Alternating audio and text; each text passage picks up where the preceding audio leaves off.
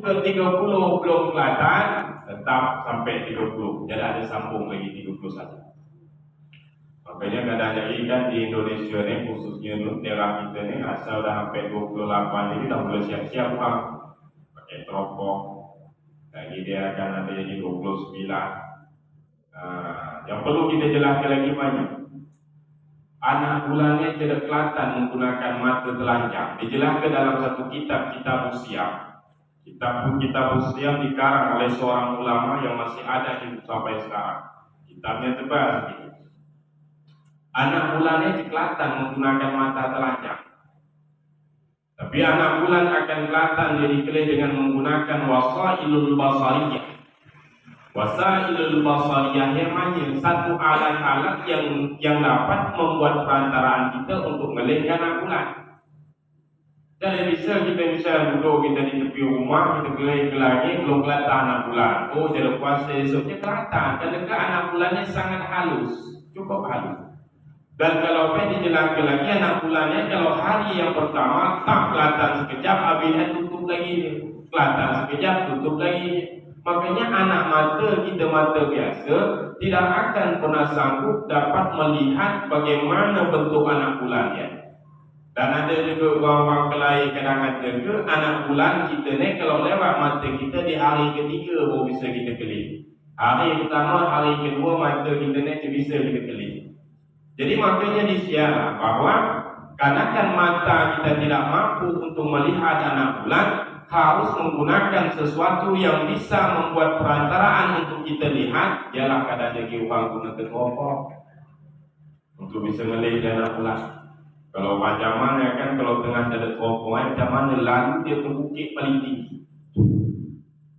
Lalu ke bukit paling tinggi, jadi diperhati ke macam mana orang Arab di bahasa Nabi. Dia naik ke bukit paling tinggi, dia kan dipilihnya, ya aduh dah keluar anak bulan. Turun dia, nyampe ke Nabi. Ya Nabi, anak bulan dah keluar malam ni. Hilal dah datang. Banyakkan engkau yang bersaksi bahawa sungguhnya tiada Tuhan selain Allah? Na'am, kata dia. Banyakkan engkau bersaksi bahawa sungguhnya Muhammad itu utusan Allah? Na'am, ya. Lantas Nabi kata ke Bilal, ya Bilal, azankanlah olehmu untuk mengajar orang-orang agar dia berpuasa esok hari. Jadi Nabi tidak kelihatan datang orang Arab dan kadang ke posisinya tidak sama dengan Nabi. Dia di posisi yang berbeda, tempat yang berbeda, dikelihatan oleh anak hilal. Karena ke posisi dia yang tidak sama pada posisi Nabi. Ini kita tepi rumah, nak kita juga ke langit, kita juga apa je kelihatan. Ada lagi akan rumah ni malam pertama, padahal orang dah datang petang puasa. Ni dikata malam pertama aku buat kelihatan anak bulan. Jadi makanya penghukuman untuk dapat terlihatnya anak bulan bukan lewat mata kita, tetapi harus menggunakan alat yang diistilahkan dalam fikih itu wasailul basariyah.